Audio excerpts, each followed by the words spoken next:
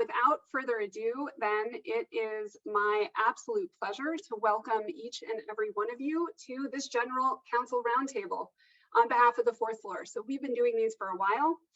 If you haven't attended one, welcome. We're really excited that you're here. You are now on our mailing list for the General Counsel Roundtable, so you will certainly be hearing about future ones. And we actually do have another one coming up on November 17th, so you'll be hearing about that. Today's topic for this General Counsel Roundtable: how the heck do I become a public company GC? I'm just so excited for this topic. I'm so excited for this really important conversation that needs to happen. This question has been top of mind for many in our community in the fourth floor. We have a lot of general counsels, a lot of lawyers, a lot of in-house counsel on the fourth floor, and this has come up a lot.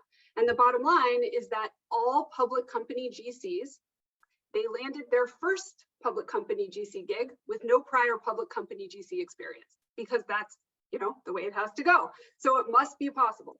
So how did they do it, and what's that experience like? How did they make it successful? Lots of related points that are going to come up and be discussed today. Really excited to hear all about that. So we do have a full house. I know more people are joining us. People will continue to join us, which is really exciting. Please do us a favor and keep yourselves muted. Turn your camera on if you'd like to. That's great. You can also always introduce yourself in the chat. Your LinkedIn handle is a great idea. We will be paying attention to questions that come in through the chat. So please, if you have them, put them in the chat, and we'll do our best to address them. But before we dive in and actually get started in the discussion, I do just want to say a very brief word about the fourth floor.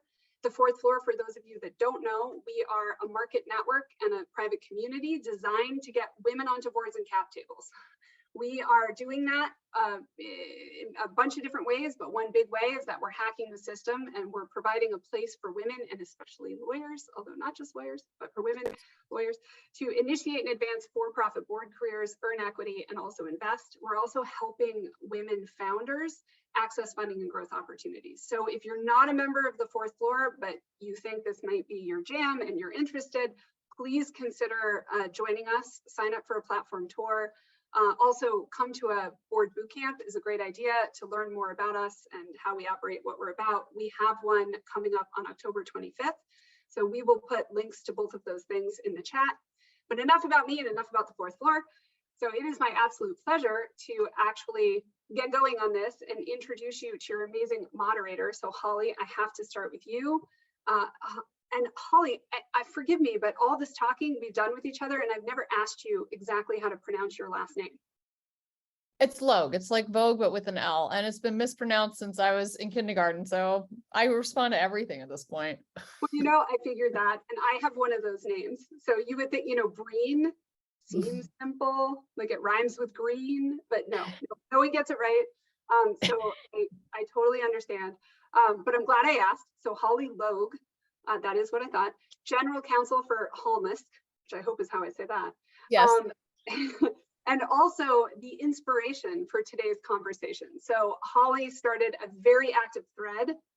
She asked this question on the WGCN, the Women's General Counsel Network. And I was personally just very excited to see that you asked this question for a number of reasons, and also really excited to see the response that this question we just evoked from the community. So all of that really meant that we knew that, okay, this needs to be a conversation. We would love to lend our platform, our General Counsel Roundtable platform. We've been doing these for a while now, to get this out there so that people can hear it. So we can kick off, I think it's a larger series of events that Holly is helping to, make happen on this topic. So really, really happy to do that, and welcome, Holly. Happy to have you here and happy to have you moderate this discussion. So I was going to have you introduce the panelists. I can go ahead and do that, actually. Okay. But yeah, first I want to clarify, I did not start this. This was actually another woman on the Women's General Counsel Network, so I'm not going to out her, but she actually very vulnerably and strongly, shared some experience she had that really hit me hard and a lot of other women hard. And, I just thought, well, okay, we can complain about it to ourselves, or we can really start doing some talking and figure out what needs to be done, what's been successful, what hasn't been successful. So all I've really done is facilitate and tried to bring in members of my community to come take this topic to the next level. I don't think it's, I mean, there's a lot of communities that talk about this. I think this is a very special one, but there's always gold here. There's always a lot to learn. And so I think this is just one of many conversations that I think needs to happen going forward. So with that, I want to introduce the real stars of the show. First up, we have Flavia Naves. I hope I'm saying that right. She's the general counsel of Circle, which is a fintech company, which is in the process of going public. So really grateful to have you here, Flavia. I've seen you around our different communities, and I know what you're going through must be really a lot on your plate right now. Second, we have Beatryx Washington. I just met B at the introductory call, but oh my gosh, completely blown away. B is the general counsel at the EVP General Counsel and Corporate Secretary at OC Tanner. She's based in Utah, Salt Lake City. Absolutely has some incredible experience on this topic. And last but certainly not least, Alaina Kwasizur. Wait, I'm slaughtering that. How do you say your last name? It's Kwasizur. The W is silent, so it's like Kwasizur. Yeah. Alaina is the general counsel and assistant secretary at Sonos. She was there when Sonos went public. She is still there. Also incredible experience. A lot of what we're going to learn and see here today are a lot of what I learned, what I could have done better. What are you in store for? So we're going to do this in just a couple quick questions, but I'm going to tee this up. And Alaina, I'd like you to go first. What did you learn most from your first IPO public company GC role, and describe the learning curve, how you successfully manage it, and what you think you could have done better? Yeah, thanks. As Holly said, I was lucky enough to be part of a team that took Sonos public from private to public company. We're listed on NASDAQ. And so in my experience, I mean, some of the things that I learned most was really all the sort of intricate details of what goes on. But even more than that, what was most fascinating to me was all the different things that companies actually need to do before they're even sort of leading up to the IPO. Like a good example is for us, where our price range was not typical of tech stocks. And so we actually had to have a stock split before we ever even got out the door. So there was a lot of things behind the scene like that were super interesting. I didn't have, IPO experience at the time. And so I would say the learning curve was very steep. We were supposed to bring in somebody, chief legal officer, who had all the public company experience, but for various reasons that didn't really happen until much, much later once we were already public. And so, I kind of had to really get up to speed quickly. So I started by just buying the 800-pound or page PLI guide and reading that cover to cover. And then really working closely with outside counsel was sort of such a huge help, which is, anyone who goes through this, outside counsel is your best friend. So choose them wisely. Yeah, and so what was so interesting to me is you were actually almost the victim of one of these replacements that we've been talking about, but just because of timing, you actually did the work, right? Yeah, I ended up doing the work. The person we hired ended up not starting till significantly after we became a public company. And so I had to do sort of the IPO work, and then also just setting us up as a public company, which, half of it is just the S1 and getting through that phase. And then the other half is really the company, all the trainings, all the culture, all the SEC filings, everything that you have to learn on that side as well, changing your board, right? Like all the things that go into it. So yeah. Yeah. And B, you had a almost a similar experience, but would love to hear a little bit more about your story, what happened, and sort of how you navigated a pretty tricky situation. So my first experience as a general counsel was with a NASDAQ listed company here in Salt Lake. that made supplements. And similar to Alaina, I almost had a situation where someone came in during the process. I was actually at a public company as an associate general counsel, and for various reasons, the company made a decision to terminate the general counsel at the time. With that, however, though, they made an announcement and disclosed to Wall Street that they were going to eliminate the role of the general counsel. So I moved into the general counsel role without the general counsel title, and I was a vice president of legal affairs. No litigation got diminished through that elimination of title. We were still going to have to file a 10K a month later. So all of the things that you would think of as a general counsel performing was there. What I did experience that I don't think my predecessor did is the concern every single day that I'm working through all of these issues that someone is going to get brought in to be the general counsel or a chief legal officer. So I actually performed in that capacity for 2 years before being given the full title of general counsel. So again, in that time, still had all of the litigation, managed to settle 17 matters, including 2 class action litigation matters and some employment matters with former executives, but still did not have the title. Yeah, and I remember on our pre-call, you shared that, you basically were doing all the work, but because you had someone initially over you that was giving that work to the board, you were never given credit for basically preparing all those board meetings. So I'd love to hear about that.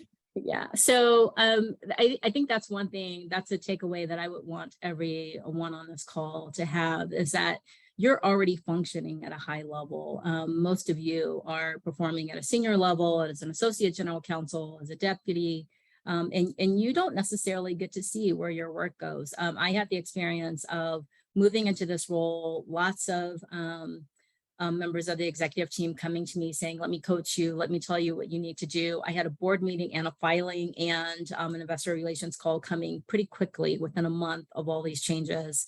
And to be honest, not even certain that I wanted the role, considering the decision that had been made to eliminate the role of the general counsel.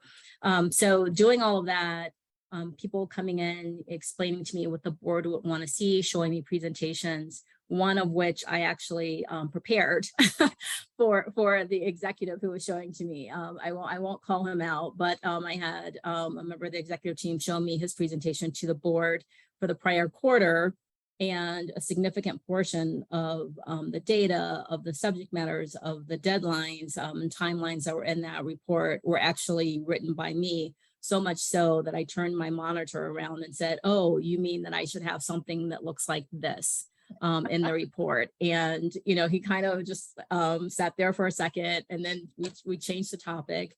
Never really discussed it, but clearly I knew how to prepare a board report. I just didn't know that I was doing it for not only the prior general counsel, but some other members of the executive team. And one of the reasons why I think that's important for people to know is, I think one of the things that we as women in particular are told is you don't have executive presence, or you're not prepared to be an executive. Well, not only was I ready, I was ready for everyone else too. And I think that's, something that you should be confident in your work. It doesn't matter if people like you, and that you're nice day to day. We have to get away from that. Just be prepared and confident in what you're producing. Yeah. And Flavia, I love your story because you skip past all this and you were very headstrong right from the get-go. So I want to hear about, in contrast, your experience a little bit with your current role and sort of the negotiation process going in and how you've tackled this massive learning curve. Yeah, so when I came to the company, there were 75 employees. I remember asking my CEO like 5 different times during the interview process, which I interviewed with them for about 2 months because I wanted to talk to everyone to understand where I was coming into. Are we going to go public? Are we going to sell to anyone? Are we going to do anything dramatic in the next 6 months? No. Organic growth. No plans. So with anything in the crypto industry, you wake up is one thing, by midday something else, and at the end of the day is a third thing. That's how our industry goes. That's how it is. So based on growth of our stablecoin in the market, we decided to go public in February of 2021. And there was a decision at that time which path we're going to take. We decided to partner with a SPAC and go through an S4 process. So when that process began, you know, I had never been the general counsel of a public company. I had worked at Intuit, I had worked at WorldPay, I had been in public companies before, but I had never been the general counsel, and I had never filed any forms with the SEC. I was always on the regulatory side. So when they started that conversation, there was no question that I was the one leading it. We had, again, 100 employees. I had 4 people in my legal team, and I was the one doing it. So I engage outside counsel. I start going through the process. I'm the one managing it. Okay, I don't have a product manager. My outside counsel is not doing this. I'm walking around with Excel spreadsheets and things that I have to do, negotiating a business combination agreement with the SPAC sponsor, and at the same time getting us ready for the S4.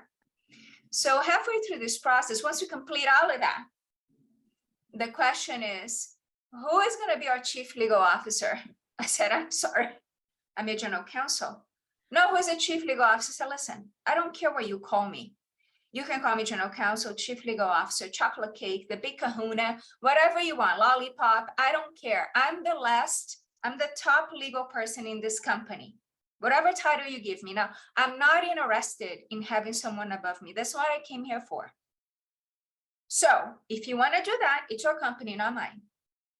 Let me know and I'll go somewhere else. That's okay. That is okay. That's not my decision to make it yours because it's your company, not mine. But I'm not interested in being here to have someone placed above me, right? So I had to have that conversation because I wasn't, and that's okay. Now, the difference for me than for the other GCs that may be in this kind of, process is there has been no public company like stablecoin issuer that has gone public. So the issues that I face in my going public process is not like financial disclosures, all that kind of stuff gets included in my S4, right? It's regulatory. It's mostly that, is dealing with the SEC and Gary Gensler thinking that everything is a security.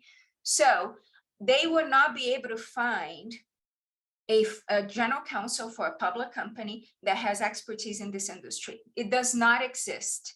Not even Paul Graywall at Coinbase would not have done that, right?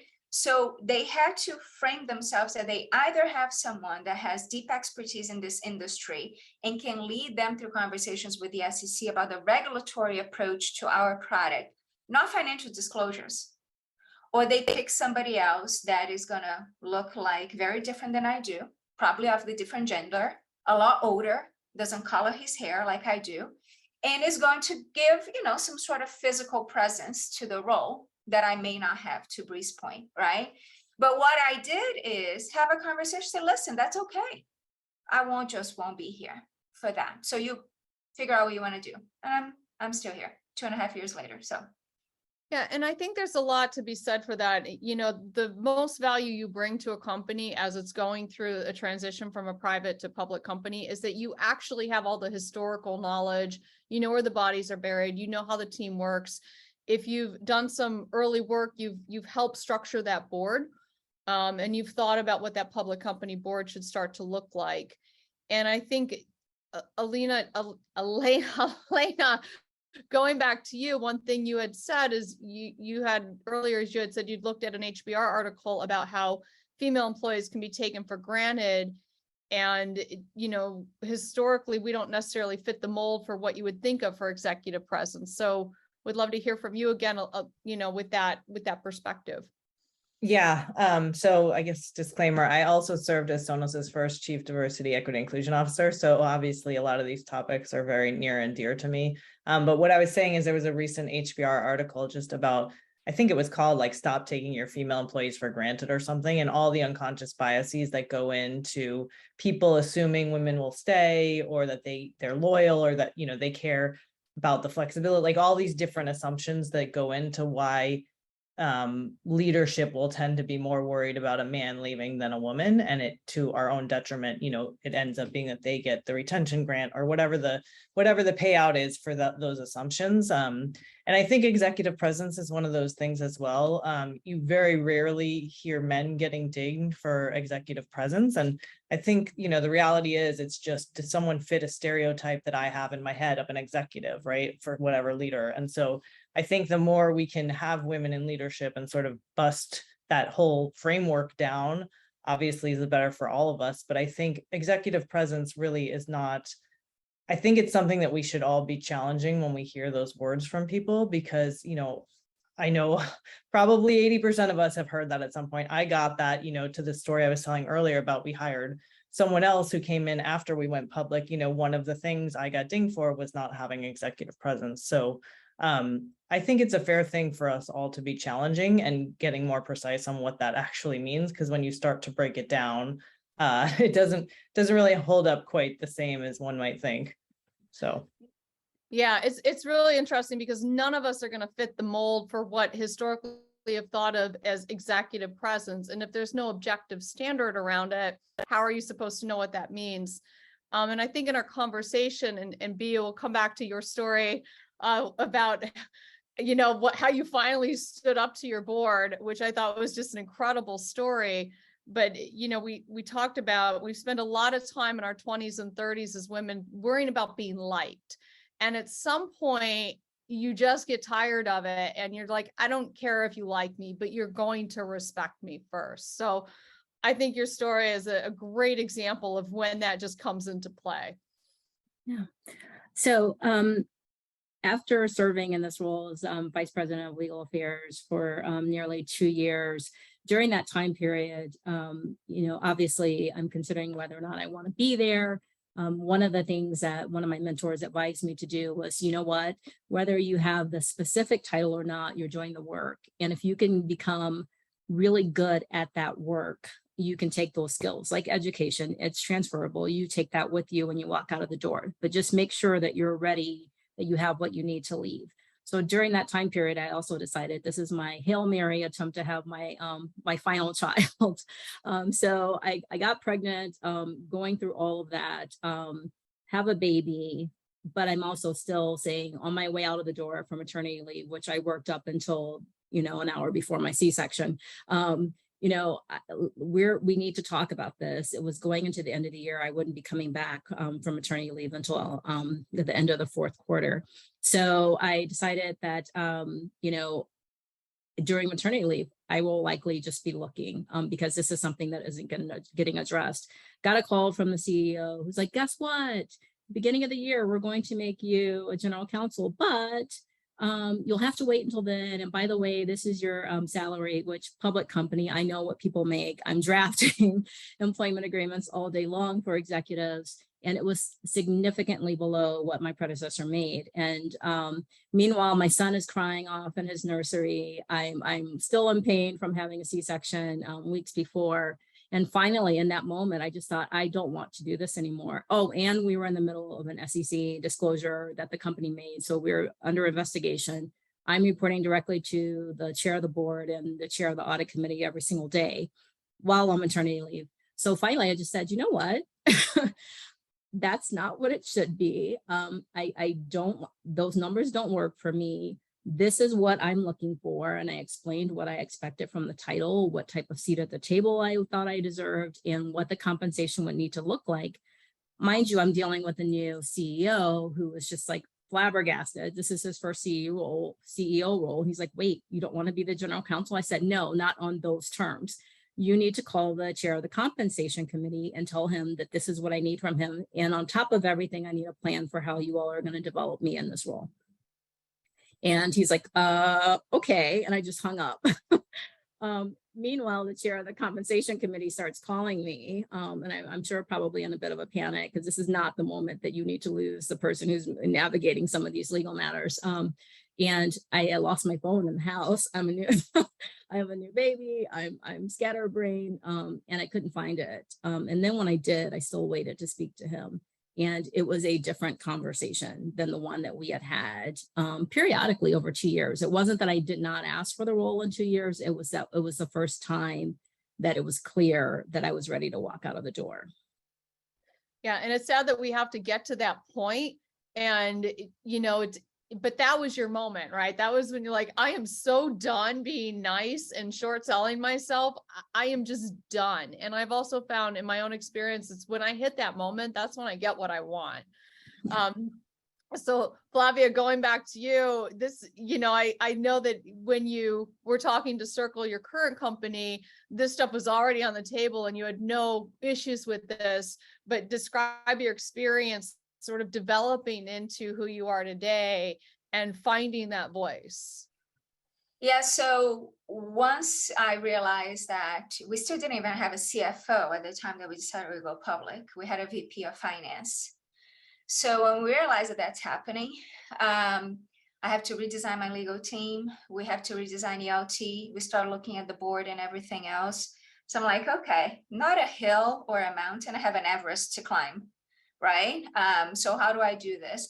So I don't know how many hours I spent watching every single video that I could, reading every single article, talking to people, call a good friend of mine whose company had gone public recently. I'm like, tell me everything that went wrong, nothing that went right. I don't want to know anything that went right, everything that went wrong in this process.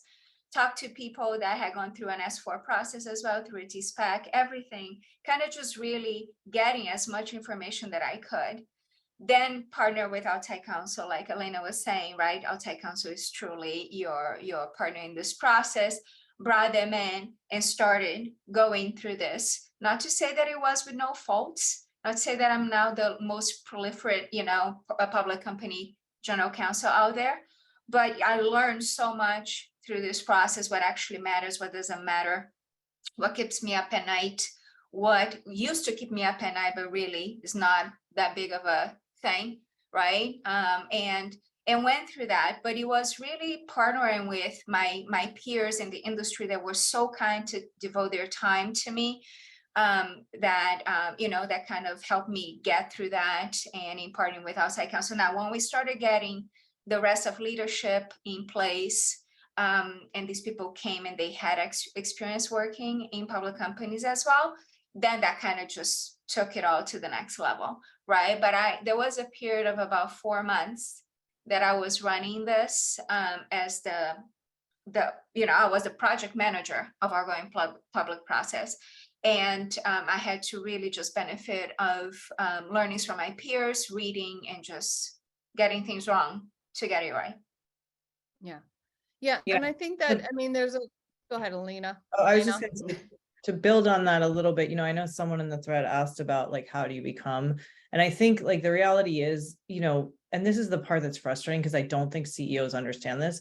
Every IPO or transition to being public is going to be unique to that company. And so what we as attorneys do is you need to have enough knowledge to know the right questions to ask and know when you need to go get more help from outside counsel. But like nobody's going to know everything. And so I think having that trusted outside counsel is really important. And so for the question Pia was asking about, like, how do you get hired as a GC? I think the more you can amplify that you have, you know, at least the baseline skill sets that you can sort of flag the issues that come up as a public company and do all the research you can about learning what those issues are or what you really need to know in a public company setting. And then, you know, show that confidence, show that, you know, executive presence that you know what you're doing enough. I feel like that's sort of the best approach if you don't actually have any public company knowledge or experience. But it's a hard one. I think it's hard. People just have this preconceived notion that like you're either public or you're private, which doesn't make actually a ton of sense. But for whatever reason, I've seen that with several CEOs, that it's like something they get in their brain.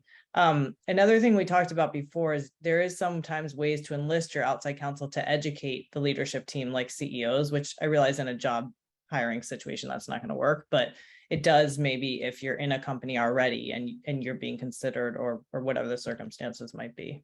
Yeah, and I know that there's also some of my friends that I talk to that are recruiters still have, some of them are actively trying to educate their clients on, you know, if a client thinks I need someone who's been in the role before, they're coming back and saying, actually one, you don't, and you really want someone that you're giving an opportunity to, because they're going to work 10 times harder for that role and for that company.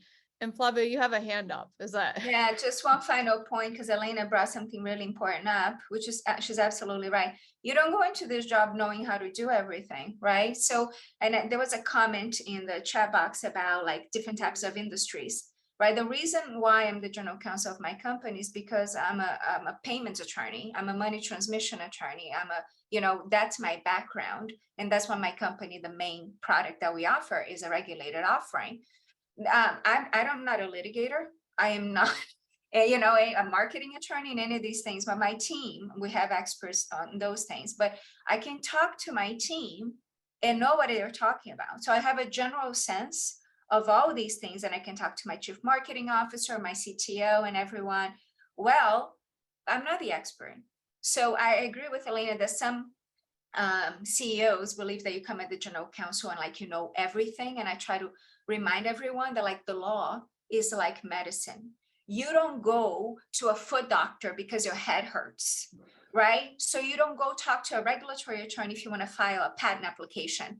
There are things that there are strengths for each people. So I think being the general counsel of a company is more about like, you look at your company and their main business line, that's your expertise. And then you learn everything else to be able to manage your team and talk to your peers at the executive level in a good way. But there is an impression by many CEOs, especially because Pia had a question on the chat box about how do you become the GC of an existing public company, not one that becomes one. The impression is you need to have done this before, otherwise you can't. I'm not sure that that's true. Not having gone through this process, I don't think that that's true at all. Yeah.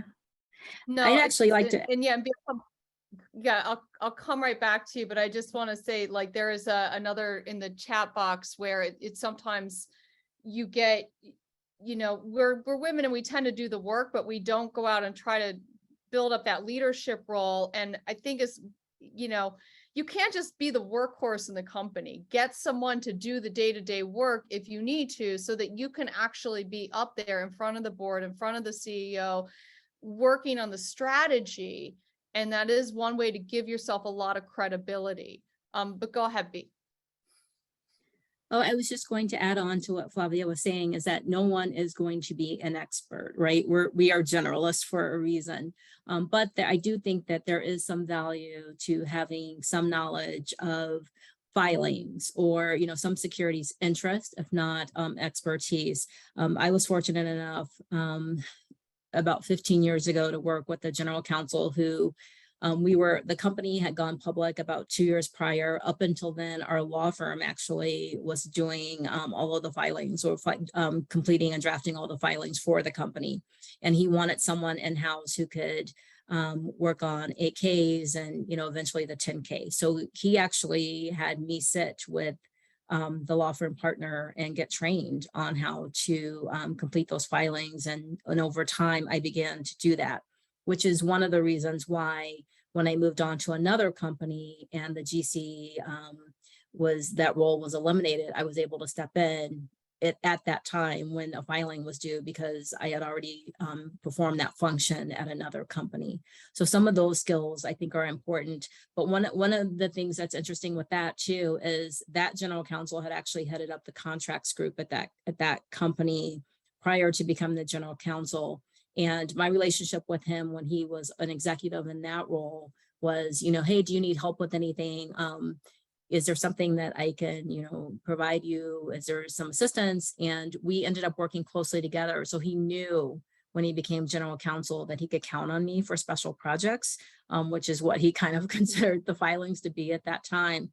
So those are also ways that you can, get some experience. I then had an advocate on the executive team. I had someone who was willing to go to bat for me and put me in front of executives consistently. He wasn't saying, oh, I'll take your work and present it. You're coming into this meeting to present it. So those are the opportunities that I try to really take hold of and move forward with them. Yeah, and for those of us in the group, because I also never had the opportunity to actually do that work. And there is a question about what, are there SEC boot camp courses? There are. Cooley actually has a public company spot on its website. It has an incredible half day of recordings that I've actually gone through and pulled down templates from the SEC website and actually filled in, taken 4 or 5 hours to watch each of those recordings, put notes on the templates from the SEC website so that I'm actually teaching myself how to do that. There are horn books you can buy. There are, you can even talk to your outside counsel, and I've done this as well, and say, hey, give me a crash course in what a Section 16 officer, who a Section 16 officer is, and what a Section 16 filing is. So one of the things that comes into executive presence that I feel, because I'm not a great bullshitter, is that I actually have to know a little bit. I have to know enough to know what I know and what I don't know in order to talk the talk and walk the walk. So there are resources. If you have the opportunity, like you did, to do some of this work, great. That's going to put that in your resume, use that to build on. If you don't, start studying it.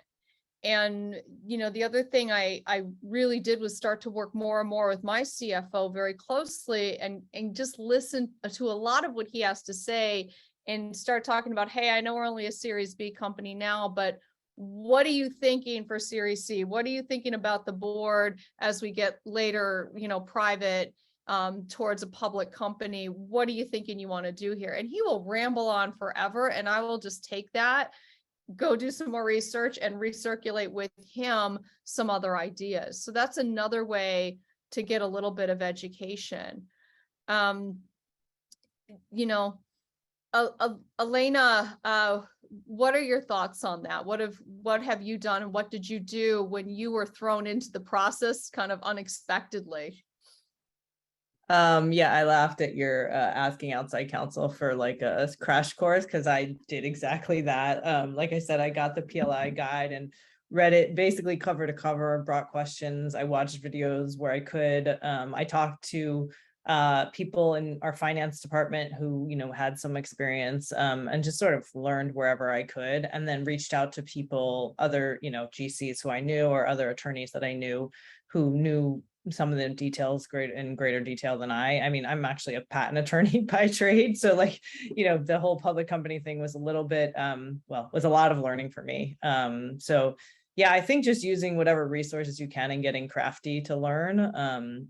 Like I said, it's going to be different for every company. So, there's nobody who's going to know everything about it, but your outside counsel, I mean, that they, live and breathe that stuff, and they usually want to help you, because ultimately, if they're your best friend during this process, you're going to keep them, right? So they want to be your outside counsel when you're a public company. So they're very accommodating generally. Yeah.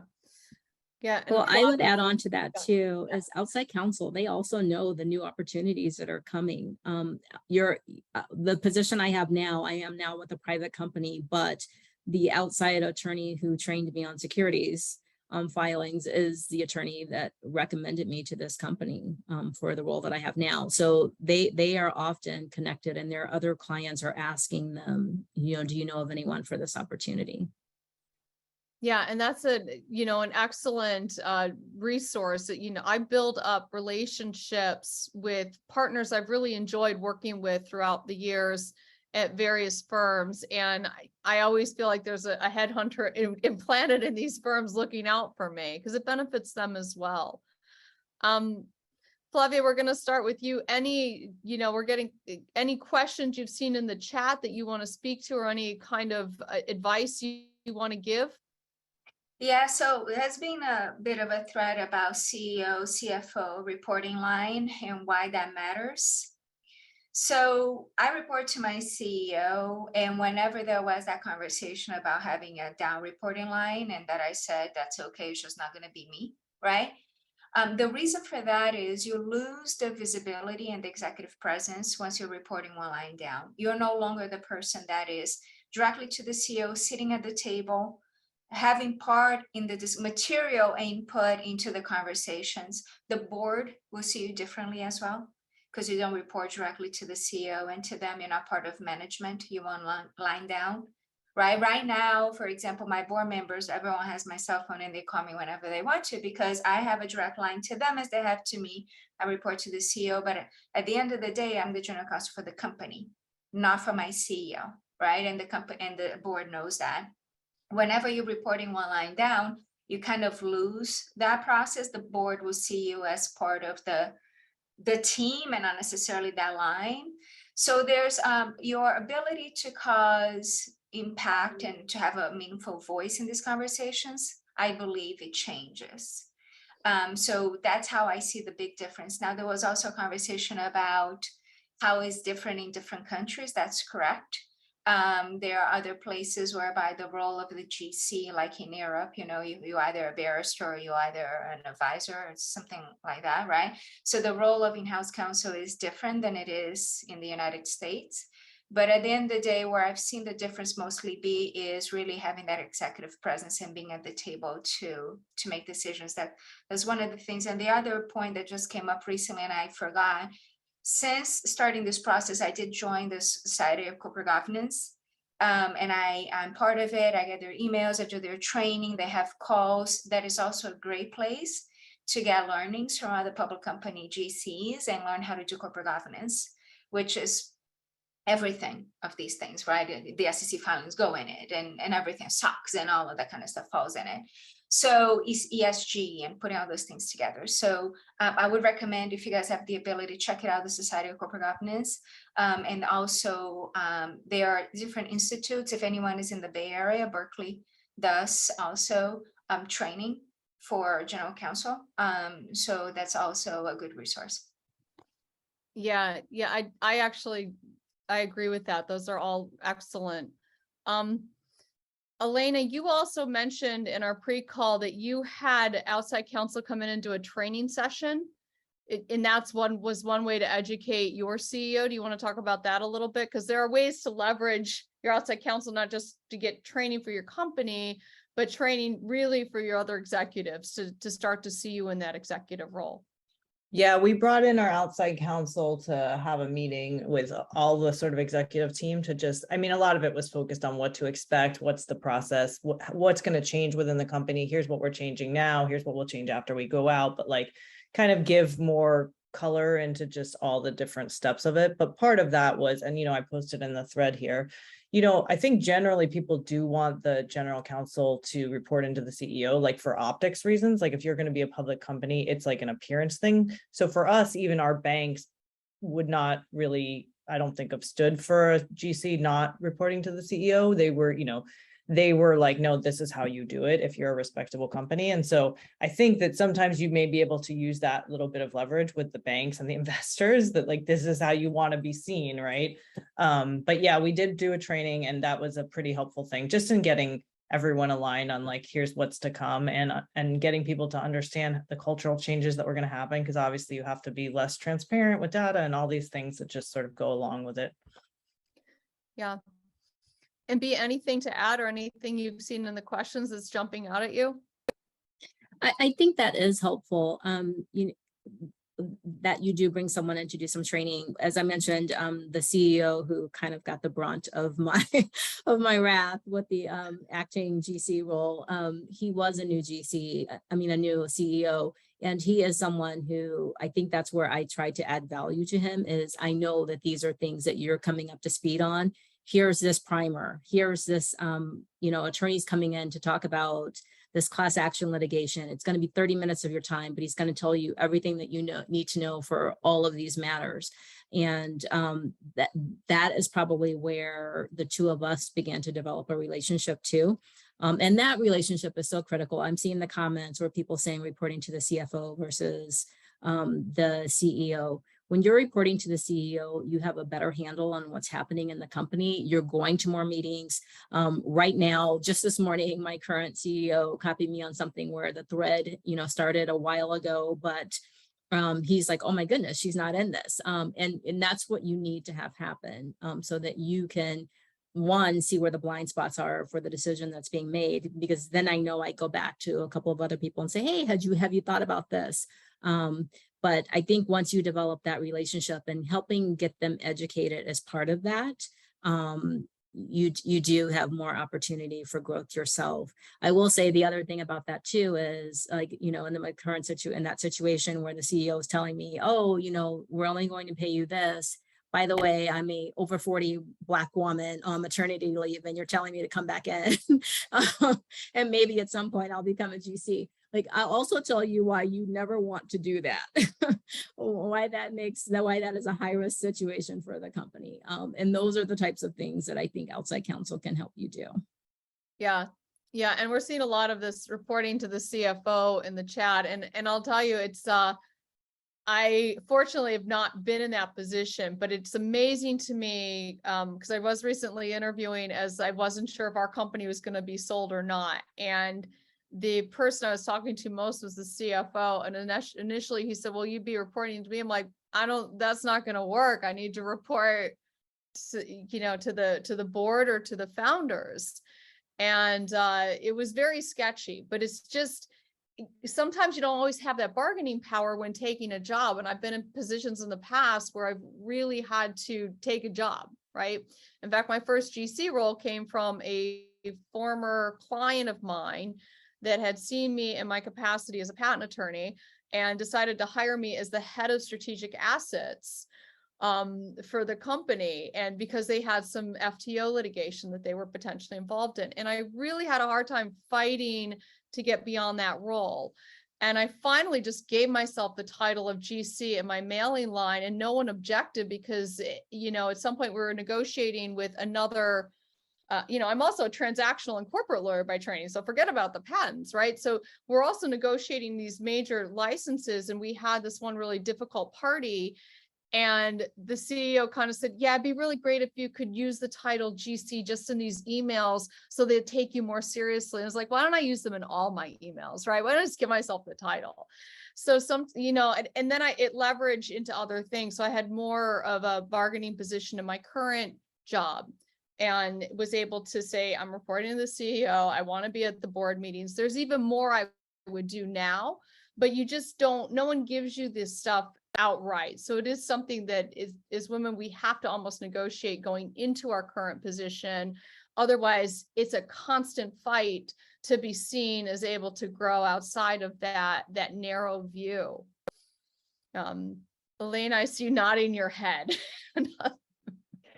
Well, I'm laughing because I am a patent attorney, but I encountered some of that similar stuff earlier. And I mean, now it's like an afterthought when I tell people I'm a patent attorney. I lead with this generalist thing that I do rather than being pigeonholed into IP. Yeah, but I think there was a very good question that Tony asked in the thread is, how do you become a GC if you never had that title before? And how do you overcome questions like, oh, you just don't know how to do this, or report to the board? So my first GC role, because someone always has their first one. No one wakes up and is a general counsel, right? You have the first one. So the first one was that, and my hook to that role, to transition to that role, was number one, the company that I was going to was in my line of knowledge, right? Or subject matter expertise, number one. Number two, I had direct involvement with the board in my prior company. I reported to the board because my general counsel at my prior public company was not an expert in payments regulation. I was. So if I were to give her the work product and have her report to the board, she wouldn't know how to do that. So I reported to the board on the matters related to that business line. So I had interaction with the board before. And then lastly, even though I had not overseen an entire legal team with multitude of functions below, I had overseen different people in different countries, and I was able to manage a team that again was crossing different lines with different subject matters and handling business lines in other regions. So yes, I never had that title, but no one ever had one. And I think people commented on the chat box as well, CEO was probably not the CEO the first time that they became a CEO. They came from somewhere as well, right? So that title is a growth, but what I try to point it to be is your company functions in this industry. I'm the expert in this industry. I'm the one that you want because I'm going to be able to tell, all the business lines that I'm going to be working with, finance, marketing, everyone, what you need to watch out for. And then I'm going to have a team, or I'm going to be partnering with outside counsel to support the remainder. And I'm going to be doing everything else. Right. So that's how I found to be my biggest hook was actually my subject matter expertise. And also having worked with the board and others, even though I wasn't the general counsel. So that's how that title was first given to me. And from there, obviously you grow as you take other positions, but there's always that initial, Yeah. I agree, the initial reaction. You don't never had that title before. So what? I'm like, well, you also probably didn't have a title before you showed up in here. So someone gave that to you. So here's why I believe that I deserve that title today. And you build it from there. Yeah, it's interesting. I remember there was a email in the Women's General Counsel Network where someone had that same pushback, and she said, well, our CEO's never been a CEO before, but so why don't we just call him head of company? And she got the GC title. And I was like, that's the best story I've ever heard. So, yeah. And I came to my current role, I got a little bit of board interaction at my last role, again, because the CEO had seen me and pegged me into this very narrow role. But I got my first interaction because of the litigation, and I had to educate the board on that litigation. And then I got, more and more opportunity as he could actually realize, hey, she can read contracts. And I would go into these very deep discussions about what we were dealing with.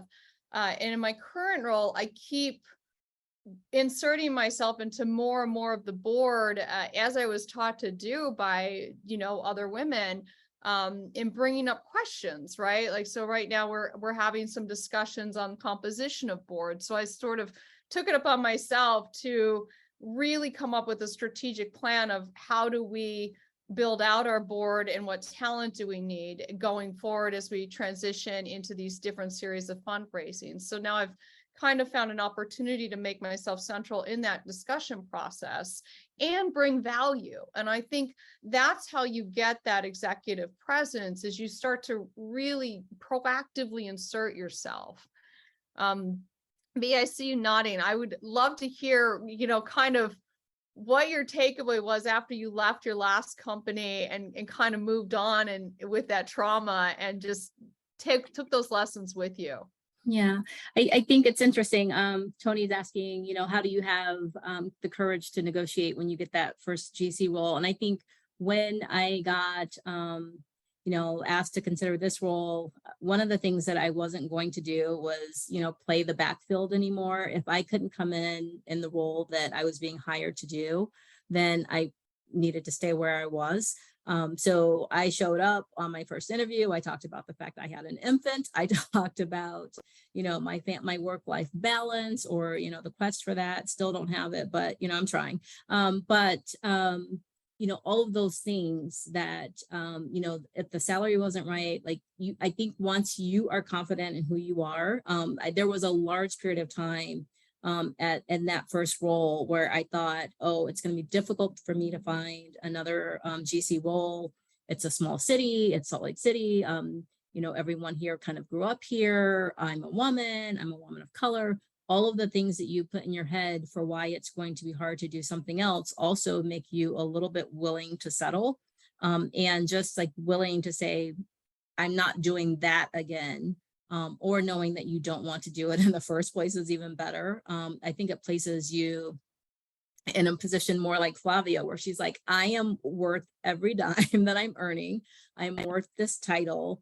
And unless you have another plan, I'm your person. And if you do have another plan, I'm okay with that. And I think that's if more women could get there and realizing the value, because I think so many of us are already doing the work without the title. In whatever role you're in today, I believe that you're going above and beyond. So just know that you've earned it, and that you are capable of negotiating the best salary, the best title, the best reporting structure for that role. Yeah, it's really terrifying. And I'll never forget one of the negotiation classes I took during my MBA program, when the professor said, women are incredible negotiators for everyone else except themselves.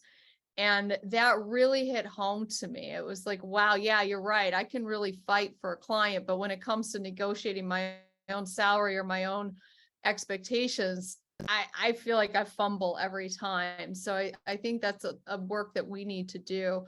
Parting thoughts, Flavia. Actually, I was going to answer the question that Tony just posted. Tony's posting all these very good questions. Thank you, Tony, for doing that. is succession. So in my team, I have 4 agencies that report to me, and then they have their own teams.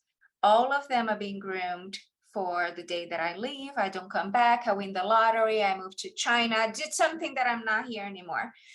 I would need to, we should all be, we're all important. No one should be indispensable, right? Because we don't know the day of tomorrow. So we need to prepare ourselves. And this is me being the brisk manager person, right? For what could happen. Have a succession plan for yourself and for your teams, and make sure that you understand who you're preparing to take that role. And if any of my 4 agencies could do my job today, I have the confidence that I could walk away today and any one of them could do this job just as well as I do, if not better than I do. Why? Because I'm making sure that I'm investing in their personal development as well. A lot of companies just invest in your business development, meaning what you can give them. It's important that they give to you as well. I see jobs as a two-way street. You're getting paid and you're doing your job, but unless you're getting more out of it, you feel like you're growing, it doesn't matter. So make sure that you understand your succession plan within your company. And if you are, just see that you're grooming your team for that as well, to make them just as successful as you are. Great. Alaina, last minute thoughts? I feel like we're making it all sound so easy in words. And I just want to let you all know, I think that this is all super hard, and like I'm portraying more confidence than I actually have, but I think that you all can do it. And I mean, I know we all can. So I don't know, just everyone out here is pulling for you, and believe in yourself, and be more like Flavia, who knows what she's worth. I'm talking to myself as well. So. Oh, please. Oh, please. And B, party last word. So one of the things when I'm continuing to see negotiation, years of working on executive compensation agreements for all sorts of executives at all sorts of companies, men are never afraid to negotiate. They will always overvalue themselves. I have an older brother who's an attorney who's worked for Fortune 500 companies. He thinks he deserves top dollar at every turn. Think more like a man. Well, great. Well, thank you, everyone. We're going to continue this series in other ways and keep an eye out for it in your various networks. So thank you all for joining. Yes, thank you. And thank you, Holly. What a great job moderating this panel. And hopefully the conversations like this are going to change everything so that when we negotiate for that salary, the world doesn't look at us like we're crazy. So this is a great step forward. So thank you for doing this, Holly, and thank you everyone for coming to this discussion.